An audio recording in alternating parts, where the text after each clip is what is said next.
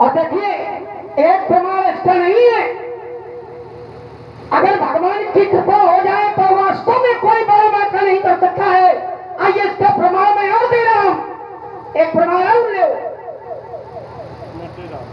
और यहां वहां से प्रमाण मैं दूंगा नहीं, श्री रामचरितमानस का ही दूसरा प्रमाण है मेरा। महाराज एक और महापुरुष है, भगवान की कृपा हो गई तो महाप्रलय में भी उनका नाश नहीं होता है। कौन? नाथ सुना मैं असस्यो पाही कि महाप्रलय नाश तो नहीं, महाप्रलय में भी तुम्हारा नाश नहीं है। ये दूसरा प्रमाण वो था महात्मा मार्कंडेय जी का, और ये प्रमाण है महात्मा काकभूषुंड जी का। अब आइए, आपने जो बिंदु दिया है उस पर मैं और बार करूंगा। अब आपने नारद जी की बात से अपनी बात को जोड़ा है। हमने नहीं जोड़ा, प्रमाण तुम्हारा था, उसी में यात्रा वही है। हमने कोई पक्ष बनाकर नहीं रखा शुरू से, तुम्हारे पक्षों पर हम यात्रा कर रहे हैं। वही है, आपने मार्ग बनाया है, मैंने अदाली केवल मैंने पढ़ी, तुमको मार्ग दिया है। वही है, मार्ग बना दिया आपने। आइए, अच्छा नारद जी देखिएगा, अब दोनों बातें हैं, और मैं फिर कहता हूं कि भगवान की कृपा अगर बरस रही है, भगवान की भक्ति में अगर गति लगा है, तो फिर कोई बाल बाका नहीं कर सकता है। आइए, जिस समय नारद जी समाधि में लीन हो गए, देखा हिमालय की ये गुफा है और रमणीक स्थान है, देख करके नारद जी की समाधि लग गई। जब समाधि लग गई, इंद्र का सिंहासन हिला। इंद्र ने अपने मित्र कामदेव को नारद जी की समाधि भंग करने के लिए भेजा, लेकिन भगवान की भक्ति में नारद जी बैठे थे, भगवान का भजन कर रहे थे, भगवान की कृपा बरस रही थी, तो क्या कामदेव नारद जी का कुछ बिगाड़ पाया?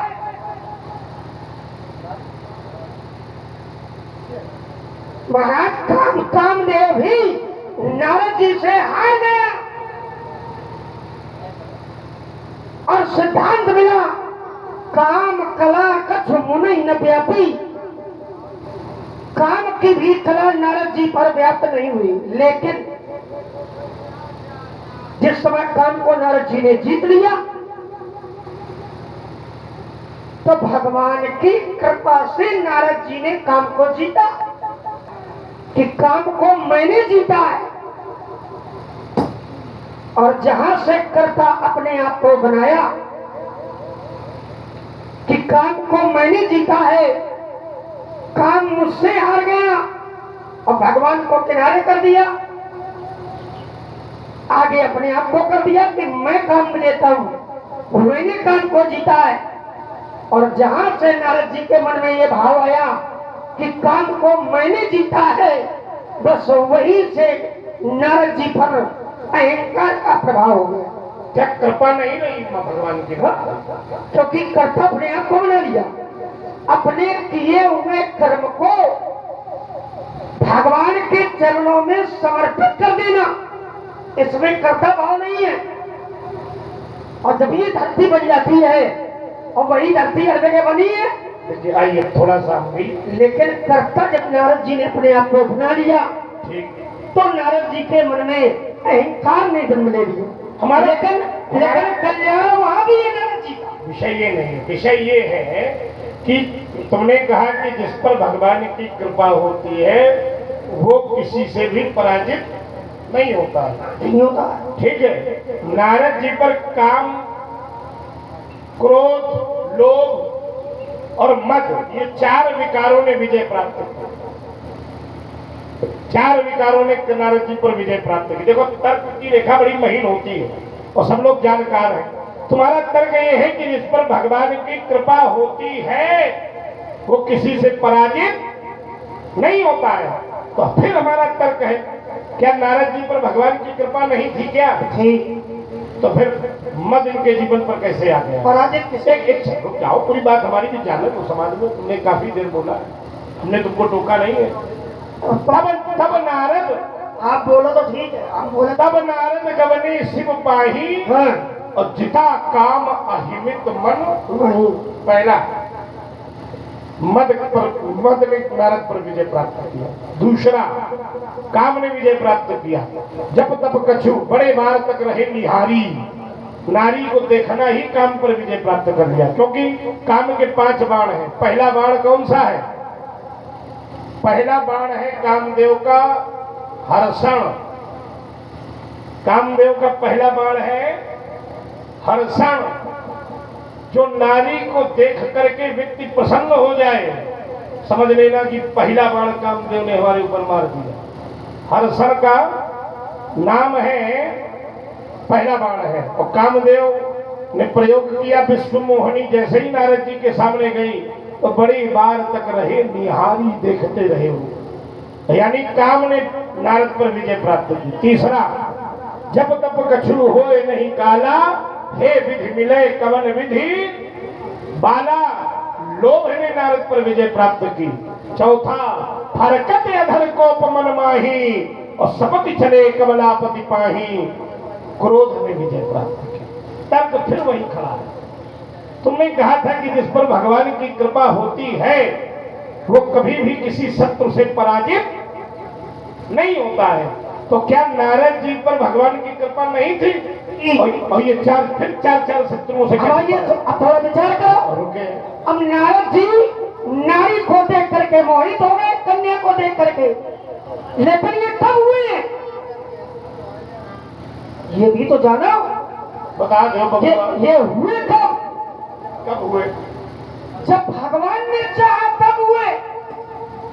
ये सुंदर है, बढ़िया। अब हम भगवान भी तो साथ में लगे हैं कि भगवान अलग हो गए? हमारा अब बहुत ध्यान से कथानी चलते चलते निष्कर्ष में पहुंच गए। ध्यान रखना। यानी भगवान जब चाहेंगे तो उस व्यक्ति को पतित होना बिल्कुल पड़ेगा। महाराज, भगवान चाह लेंगे तो व्यक्ति पर कोई विजय प्राप्त नहीं कर सकता है, और अगर भगवान ने नहीं चाहा तो कोई बचाने वाला नहीं है। अब वहां तो भगवान विष्णु नारद जी के साथ में लगे हैं। व्यास जी, ये भगवान विष्णु की ही लीला थी। कहाँ है व्यास जी? तो फिर नारद जी ने कहा था भगवान विष्णु से, क्या? जय विधि हो नाथ हित मोरा और करो सवेग दास मैं थोड़ा। तो भगवान ने कहा था जय विधि हुई है परम हित। नारद सुनो, तुम्हारा जिस प्रकार से नारद तुम्हारा हित होगा मैं वही करूंगा। और वो भगवान ने माया रची।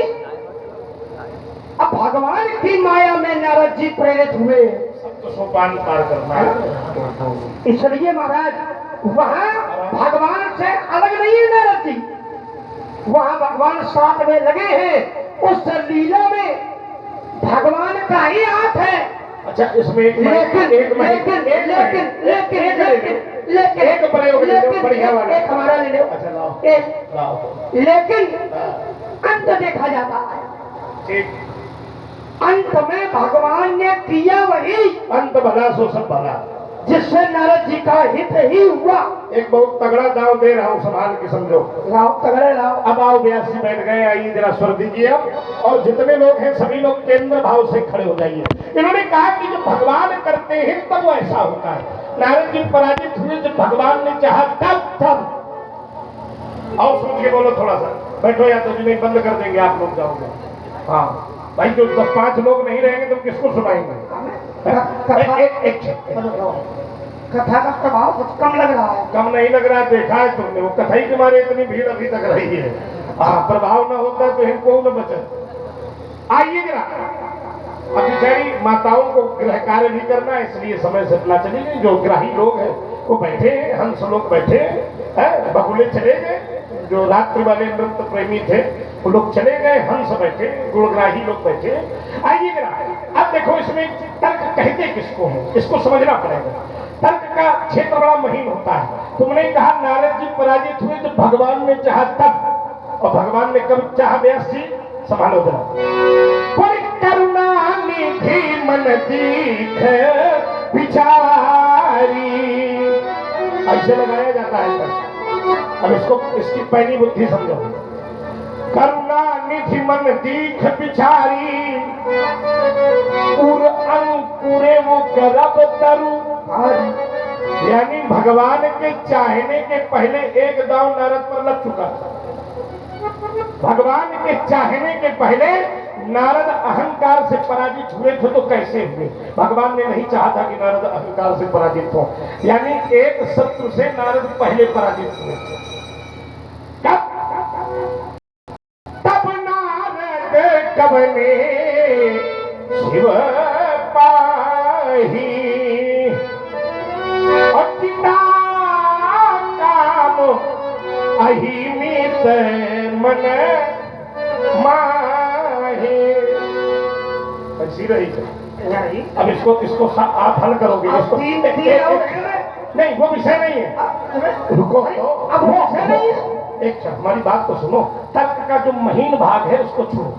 तुमने कहा भगवान ने चाहा तब नारद पराजित हुए, बिल्कुल, लेकिन अहंकार से नारद भगवान के बिना चाहे ही पराजित हुए। क्या कैसे क्या नारद जी पराजित हुए कैसे? तब नारद कबने शिव पाही, अचिता काम अहिमित मनवाही, अहिमित मनवाही, अहि माने अहिमित, बहुत ज्यादा अहंकार हृदय में लिए। एक क्षण। और इसके बाद जब भगवान ने अहंकार देखा तो करुणा निध मन दीख बिचारी, उरयं कुरेव गर्भ तरु, समय दारी उखारी, पने हमार सेवक हित रोगी। नारद जी पहले हो चुके थे, तभी तो भगवान कहते हैं कुपथ मांग रुज व्याकुल रोगी, और वैद्य न दे सुनो मुनि रोगी। लेकिन आपने छलांग लगा दी। छलांग नहीं लगा, तुम्हारी बात पकड़ी है। आओ पीछे आओ, आओ पीछे आओ। भगवान के पास अभी नहीं जाना, पहले शंकर जी के पास चलो। और शंकर जी के पास नारद जी सबसे पहले कहा गए? कान को जीतने के बाद सबसे पहले नारद जी कहा गए? सबसे पहले भगवान शंकर के पास में गए और शंकर जी ने समझाया। शंकर जी ने नारद जी को समझाया। क्या है नारद जी? शंकर जी ने अति प्रियजन करके नारद जी को बड़ी प्रकार से समझाया। दीन नहीं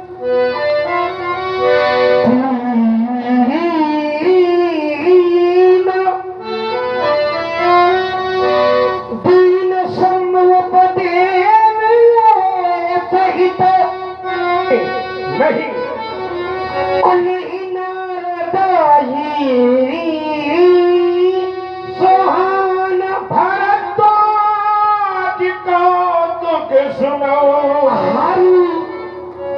एक अच्छा बलवान। अब यहाँ क्या है? हरी इच्छा तो है भाई। शंकर जी की बात नारद जी को अच्छी नहीं लगी। क्यों नहीं लगी? तो शंकर जी वहां प्रमाण देते हैं हर इच्छा बलवान। नहीं, ये शंकर जी का प्रमाण नहीं है। भरद्वाज कौतुक सुनाऊं? याज्ञवल्क्य जी ने याज्ञवल्क्य जी ने भरत जी से कहा, भरद्वाज, लेकिन ये तो हम वही का शंकर जी के पास विषय वही का है, लेकिन कहने वाले याज्ञवल्क्य है, सुनने वाले भरद्वाज जी हैं। तो ये त्रुटि न करो। इस स्तर में त्रुटि नहीं है, त्रुटि नहीं है। वहाँ ये जो दुआ है वो इसी प्रसंग का है। किसने कहा? ये थोड़ी कहा किसने कहा है? ये भी हम भी जानते हैं महाराज। 4 लोगों ने कथा सुनाई, 4 ने सुनी। ये दोहा किसने कहा है? ये दोहा का है भरद्वाज जी ने। नहीं, भरद्वाज जी से याज्ञवल्क्य जी। हाँ, याज्ञवल्क्य जी ने कहा। ये क्योंकि भरद्वाज जी को कथा याज्ञवल्क्य जी ने ही सुनाई। हाँ।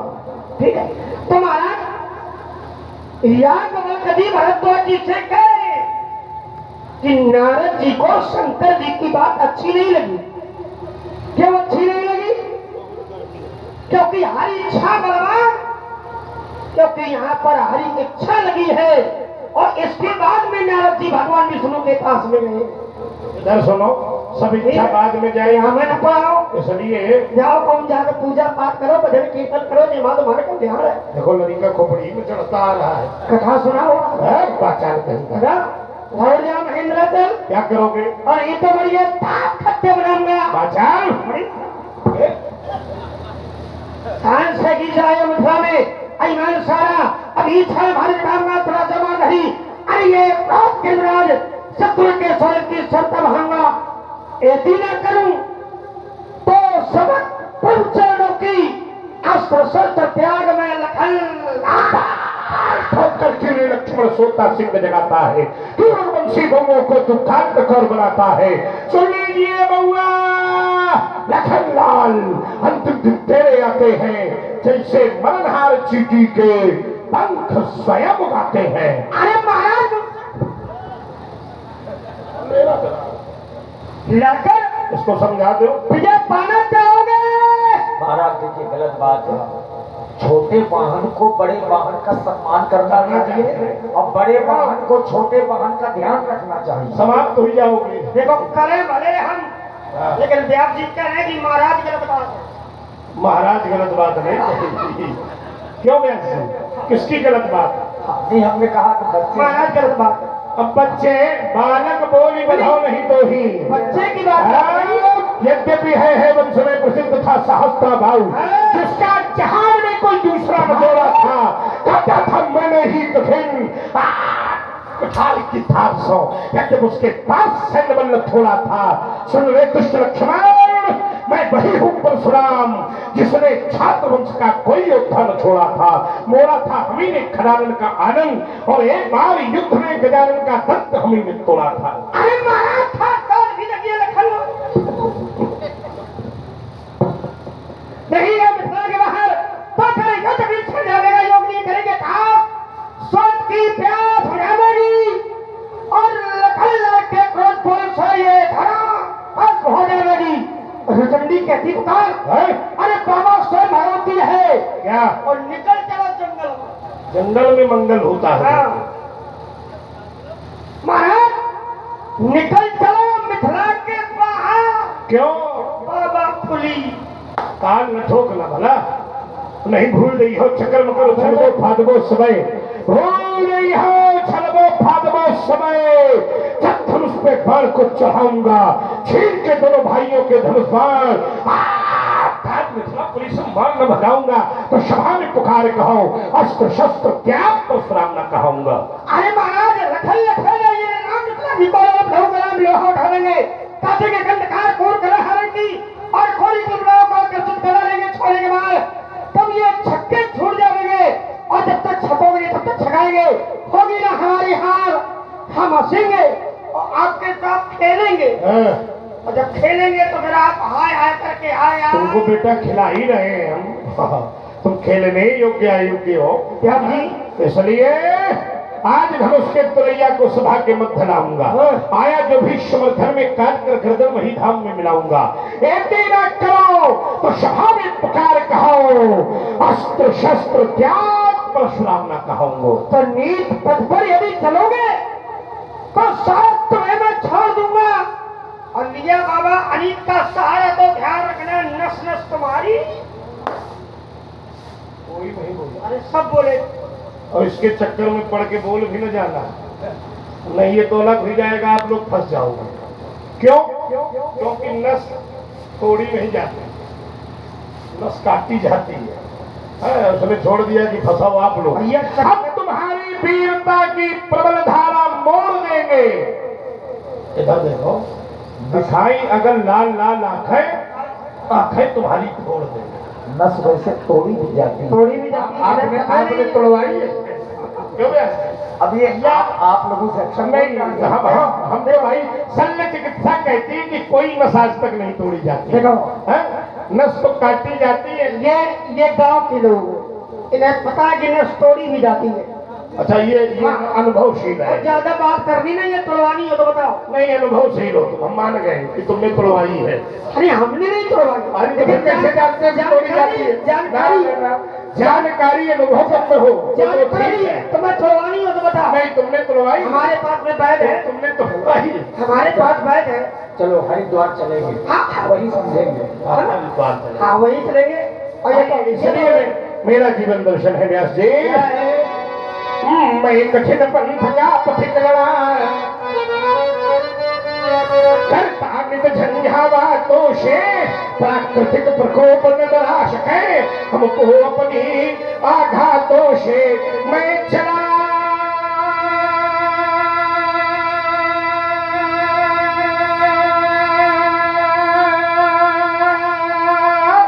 जहां जो जिस पथ पर नहीं देखा मैंने आदि अंत, वर्षा व ग्रीष्म ऋतु शरद शिशिर, हेमंत और नीता बसंत, सुख सेन राग। मैं रागी नहीं बना।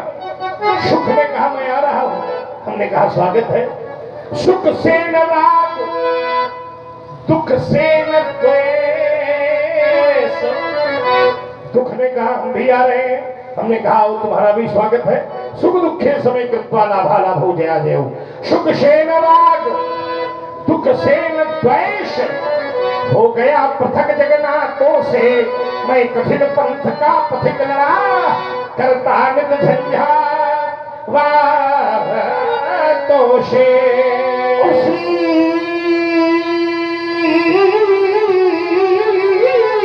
क्या बात है? मार्ग में बढ़े चलो, इसमें और जिसमें चलते जन साधारण, जिसमें चलते जन ये दुर्गम पथ पे मैंने बनाया। ये दुर्गम पथ के मैं अपनाया। अरे मत पूछो मुझे इसका कारण, मत पूछो मुझे इसका कारण। मैं करता हूँ या मेरा है, मैं करता हूँ या मेरा है। और जब इसका कर डालो विनाश, तब पथिक अकेले ही पथ पर बढ़ने की करना प्रबलयास, बढ़ने की करना प्रबलयास। अज्ञात अज्ञात अज्ञात पंथ और अज्ञात लक्ष्य, तो मिलो पथ के अज्ञातों से। मैं कठिन पंथ का पथिक लड़ा, करता नित झंझा।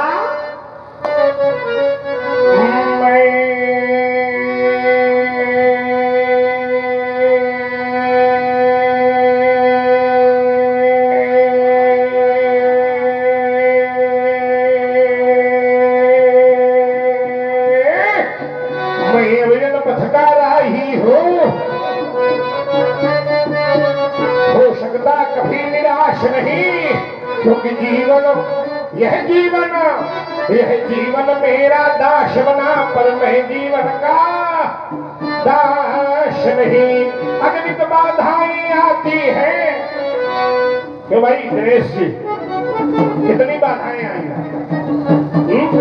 9 दिनों में कई बाधाएं आई। अगणित बाधाएं आती हैं। अरे आती है तो आने दे, फिर आती है तो आने दे। ये तिमिर नाश की तिमिर घटाए, छाती है तो छाने दे। मैं अविरल पथकारा ही हूँ, मैं अविरल पथकारा ही हूँ। कह सकता दिन को रात नहीं, और ईमान बेच तू टुकड़ों में, यह मेरे बस की बात नहीं। महाराज कहना हमारा, मैं कर्म वीर हूँ कर्म धरा पर, आया कर्म विधान लिए। और ज्वालामुखी शैल से निकली अंगारों का पान किए हम सूलों पर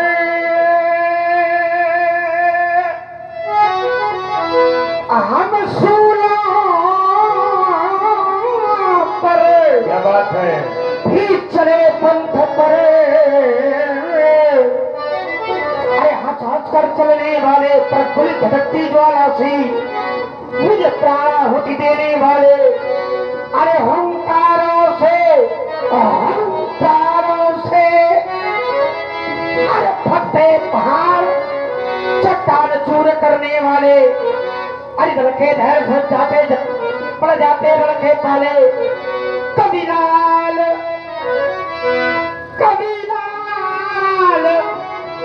और सुमित्रा का कुमार ललकार रहा धन हाथ लिए मैं कर्मवीर हूँ कर्म धरा पर आया कर्म विधान